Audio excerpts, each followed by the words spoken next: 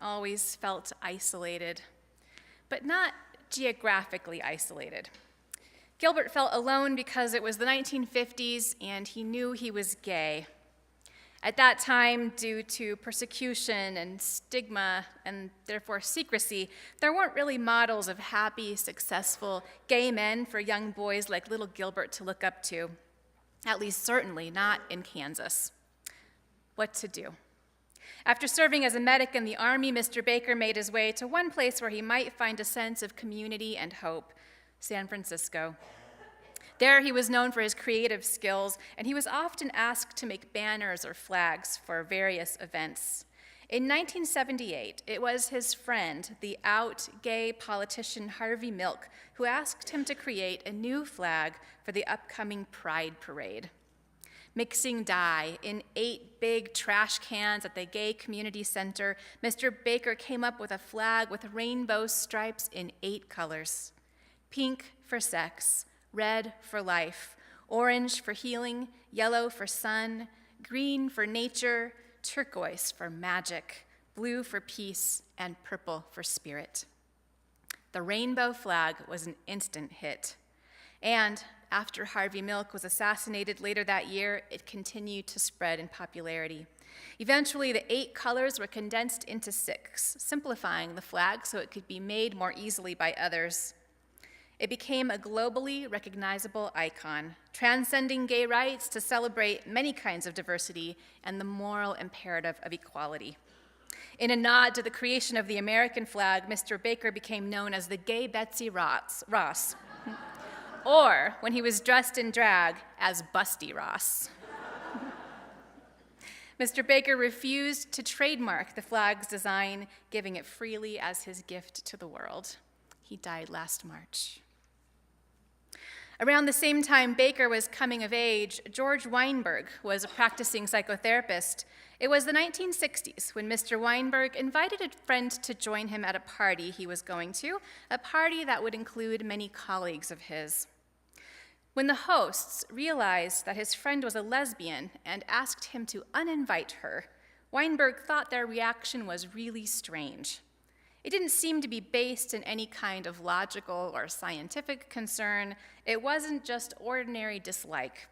When it came to gay people, he realized those colleagues of his seemed to be exhibiting the characteristics of a phobia. Later, when Weinberg appeared before the East Coast Homophile Association, he used a new term to describe that kind of reaction, homophobia. With that, he relocated the so-called problem with homosexuality. It wasn't a problem with homosexuals at all. It was a problem with heterosexuals.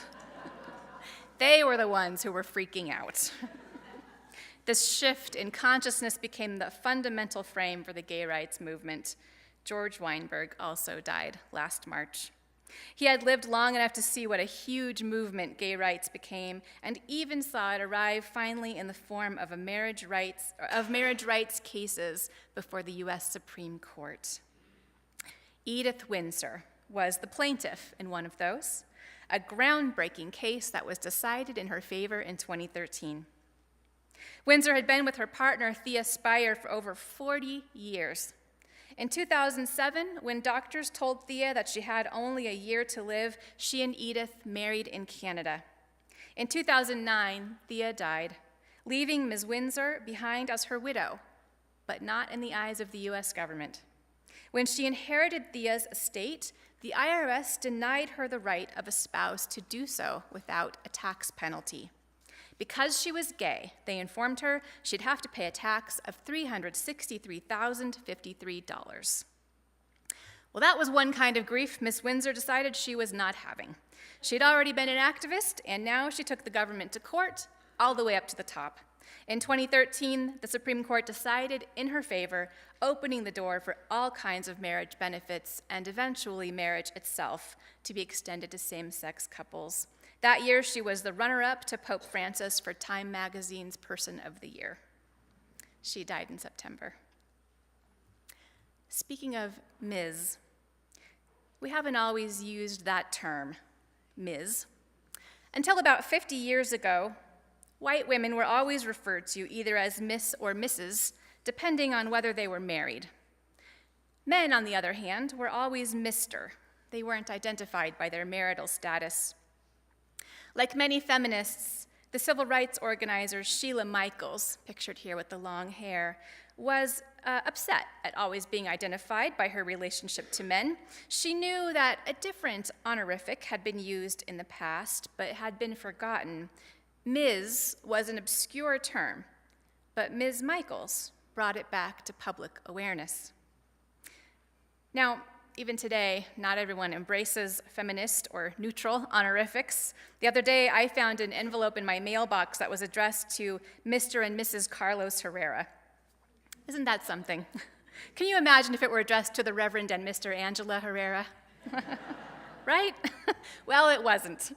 It said Mr. and Mrs. Carlos, and it was from a relative. But inside it was a check addressed to Angela Herrera. This envelope only has your name on it, I told my husband. It's obviously for you, but the check is for me. And I handed it back to him empty. You'll notice that there's a picture of another woman on the slide with Sheila Michaels here. That's her fellow civil rights organizer and close friend, Mary Hamilton. It was actually a piece of Mary's mail from a communist group, which addressed her as Ms., that got Sheila Michaels thinking about that term in the first place. But it would be wrong to let Ms. Hamilton be just a footnote in Ms. Michaels' obituary. Because actually, Michaels spent much of her life telling the story of Mary Hamilton. Hamilton herself had done battle about honorifics, and she had done it in a way that required much more courage and came with a lot more risk. You may have noticed that a minute ago I said white women were always referred to as Miss or Mrs. That's because black women were often denied honorifics altogether and were called by their first names only in order to remind them of their lower social status.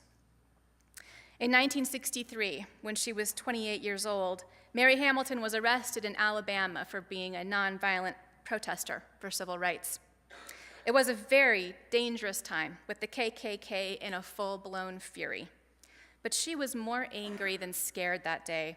And so when she went before a judge and the prosecutor repeatedly addressed her as Mary, she replied, "I won't answer your questions until you call me Miss Hamilton." The judge made a lewd remark about what he'd like to do to her if she were in his kitchen, and he ordered her to apologize to the prosecutor. She refused. He threw her in jail.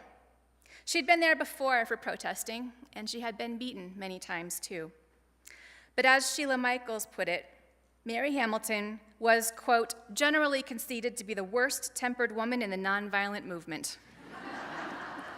She was incredibly strong, someone others followed, and she was a force to be reckoned with. Hamilton took her case to the Supreme Court, and she won.